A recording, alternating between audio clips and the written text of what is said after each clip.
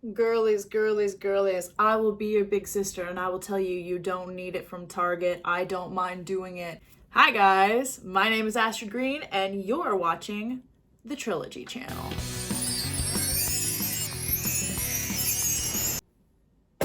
Hello, welcome back to my cute little platform, and today we're doing a part 2 to me telling you things you don't need from Target.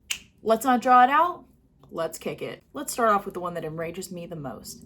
Lemmy gummy vitamins. Hey! So if you guys watched my last video, you know I talked about the brand Ollie, hopefully I'm saying that correctly, vitamins, and the problems with gummy vitamins and why they're probably not even worth it, honestly, because they are not as potent, and with the actual nutrition you're getting, there's sugars in them and they're not consistent because the shelf life is weird, all that stuff. Lemmy has an additional layer because it's owned first of all by a Kardashian. Let me tell you about Lemmy. Which is why? If a Kardashian owns it, there's a good chance that it's probably not a good idea to buy it. Let's just say that. If a celebrity owns it, honestly, a lot of the time it is just a cash grab and Blake Lively. Anyway, Lemmy is a gummy vitamin. So we've got all of that stuff. It's owned by a Kardashian. And on top of that, experts have raised concerns about effectiveness of certain ingredients in Lemmy supplements. Surprise, surprise. Suggesting that their efficacy is questionable. Interesting. So on popsugar.com, we see a quote from Dr. Rao, who says, "I'm always really leery about supplements because they aren't regulated in the same way medications are." Dr. Rao adds that she wouldn't recommend this type of supplement to her patients. Quote, "I truly believe that this is not going to do much for anybody. Supplements can vary in quality and potency and aren't regulated under the same standards as prescription meds, which are regulated by the Food and Drug Administration. It is worth noting, none of the research Lemmy points to have looked at the effects of the three main ingredients together. They've only been studied individually. The Lemmy supplement itself has not been clinically studied." And that's the thing about these gummies, and that is what makes me so, even supplements in general, they're not regulated. Anybody can be like, "Here, look at this pill I have for you." Oh, it's not a magnet, it's a pill, and if you take it, I promise you, you're gonna wake up in the morning and you're gonna have lost 100 pounds.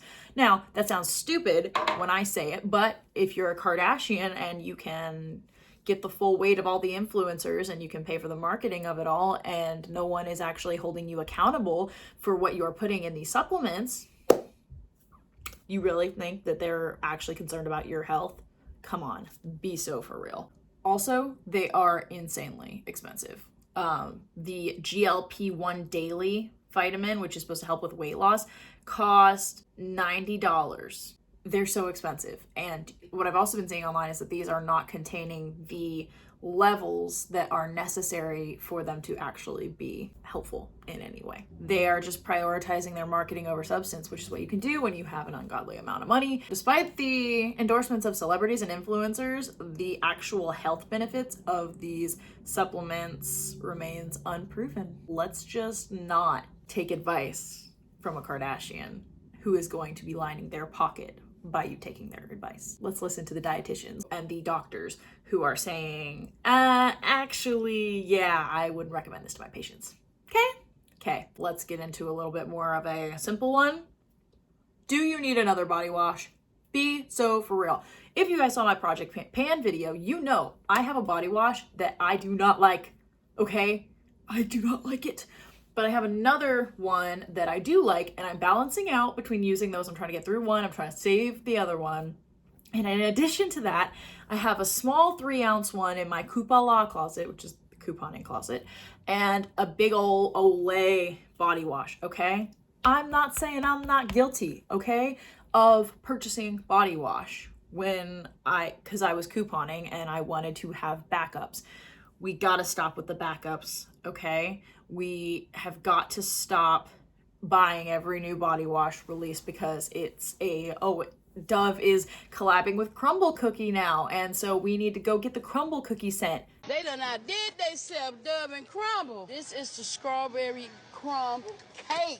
Amazing. Take it all home.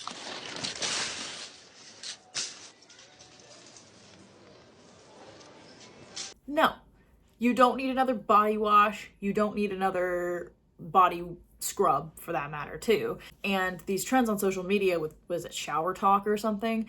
Like with these people who just have walls of products, we don't need it. You need one body wash. You might have a backup, but if you have more than one backup of body wash, girl, be so for real. You don't need another one, okay? Pick it based on what you like, not on what trends are gonna tell you, because I promise you, probably another 4 trends will have come and gone with a new body wash release by the time you finish one, because body wash takes a while to use up. So we're not doing that. We are done with overconsumption, okay? Like that is what we are moving towards, which is great. That's what I'm trying to work towards because it's just not as fulfilling as TikTok would have you believe. TikTok and influencers for that matter. The constant influx of new products can encourage buying backups or multiples of things, multiple different kinds of body wash or doubles of what you already have, leading to clutter and potential product expiration before use. We see this a lot. People have so much product that they can never actually use it in their lifetime, let alone by the point that the product is actually going to expire. Now, depending on where you stand about that, I am going to use my body wash. I don't think it expires personally, but especially like skincare stuff too, we've been seeing this.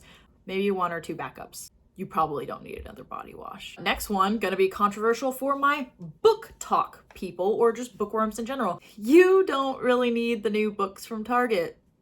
I'm so sorry. I have a friend who likes to buy books from Target. We were just talking about this. She was recommending I go to Target saying that they have sales, but I am not here for it. I have a shelf back there that's full of books, and we have another shelf out there that's full of books. We have a small apartment, you guys. I cannot be housing all of these books.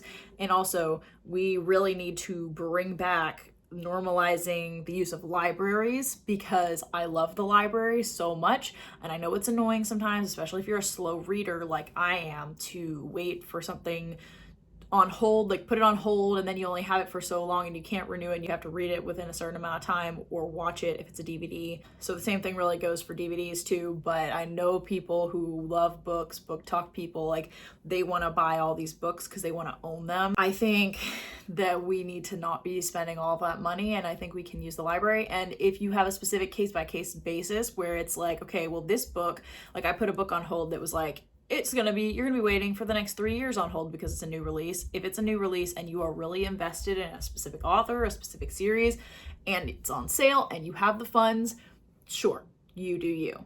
But I don't think we need to be buying every single book. Like we can use the library or secondhand stores for sure. We definitely don't need to be running to the Target bookshelves to get books, okay? This one's a little personal for me, but we don't need every new drop of e.l.f. releases. We know they're famous for duping things, and that makes you curious and makes you want to go and pick up. There's this blush that's supposed to be a dupe for Space Cowboy, the very expensive blush, and it's like $6 version of it or something, and I was tempted to get it, but then I remembered I have shimmery blushes. I have many a palette in there, and so I was like, okay, I don't need it. And then they also released these thirst drops, and I was like, ooh, I want those. And then I remembered, oh, you know what? I have some Good Molecules discoloration serum. That's kind of my serum already that I've been using, so I'm gonna use that. They just released these things, and it's really hard sometimes to not get wrapped up in it all, but they're just constantly rolling out new products, and it is faster than we can consume them. And that's not even counting other stuff. Like you guys see, I love NYX and I would say NYX, Maybelline, and then e.l.f. e.l.f. is my number one, and then like Maybelline and NYX are like my other 2 main makeup brands that I like. And then Morphe is huge for eyeshadow. And we can't do it. I'm trying to project pan. Obviously, project panning has been trending. I wanted to do a project pan before it became so popular. It's kind of funny to me that it's like trending now to be project panning, because I just wanted to do it because I was over the overconsumption of my own stuff, and I'm just over the rat race of trying to keep up with all of the launches and the products released and collaborations with other brands and all of these things. It's so exciting, but it can drain money. We're not here for it in 2025. So we're going to have mindful consumption. And we're going to think before we purchase a product. Like I said, if you have good eyeshadows, you don't need another single shadow, probably. Let's focus on using up what we have. And maybe if enough of us go on no buys and project pans, then maybe, just maybe, they'll have to, with supply and demand, lower some of these prices because they're getting absolutely out of hand. The fifth and final thing to wrap up our little series on really 10 things, because I need to split it into 2 videos, that you don't need from Target is just because it's in the clearance section does not mean you need it. Again, I am preaching to the choir here. I am a scavenger when it comes to the clearance section.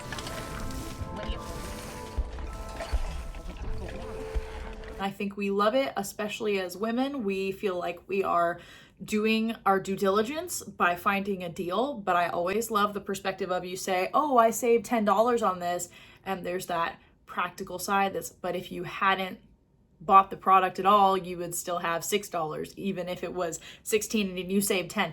Something like that. Think about, did I actually need this before I walked into this store? Before I saw it, did I think I needed it? And if the answer is no, if you didn't know that you needed it, then you don't need it. Otherwise, it's just going to lead to unnecessary clutter, unnecessary money spent just down the drain. And when it's in the clearance section, it can lead to impulse buying because you're tempted because you see this deal, like I said, but again, you're not saving money if you're spending money you weren't planning to spend. So we need to just do a value assessment because the discount is not actually going to equate to the value of that item. If you don't need another t-shirt and you see a t-shirt that's on sale for $3, you're like, it's 70% off, but the last thing you need is another t-shirt, then the t-shirt is not worth 70% off. It is better that you keep your $3. And again, I'm preaching to the choir. This shirt I spent $3 on and I absolutely love it. I can tell that this one's gonna be a fave until it's worn all the way through. And I'm so totally here for it. I love it so much. In conclusion, girly, we need to assess. We need to think critically about whether these popular products are actually something you want or something that someone told you that you want. And that doesn't matter if it's an influencer, a celebrity, or Target, or another store in general. But Target is really good at marketing for some reason to the American woman. They just are. It's a stereotype for a reason that women just love to go to Target.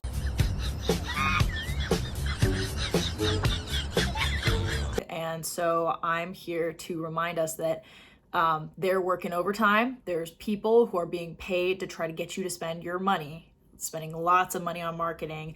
And so you have to put on your thinking cap when you are going into these stores because they want to maneuver your psychology to get you to buy these things. And then later on, you're going to be like, why did I buy this? Why is this taking up space in my home? Especially if you're like me and you live in a little apartment, like you've got so much square footage, especially, and you're like, oh, well, this stresses me out because it's sitting there now and I feel like I can't be at peace until my home is clean, but now you've got another thing to clean up. So before your next purchase, think about the practicality of it. Is it necessary? And the credibility of the actual claims that the product is making. Let's make mindful choices together in 2025. Thank you guys so much for watching. I hope you enjoyed this episode of Influencers Have Broken Our Brains. Make sure that you like and subscribe because I have a cute little community here and I would love to have you.